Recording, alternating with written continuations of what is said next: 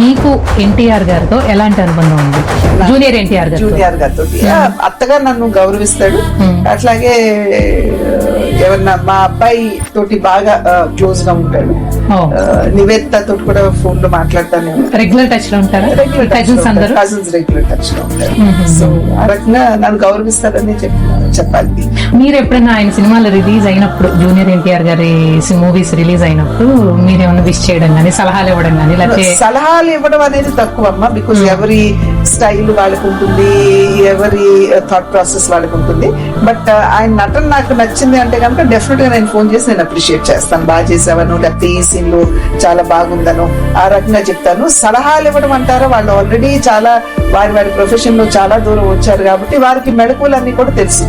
ఏం చేయాలి, ఎలా చేయాలి, ఎట్లా. సో బయట నుండి నేను సలహా ఇవ్వటం కన్నా ఆ ప్రొఫెషన్ లో ఉండి వాళ్ళ మెళకువలు అర్థం చేసుకుని ముందుకు వెళ్ళటం వేరు.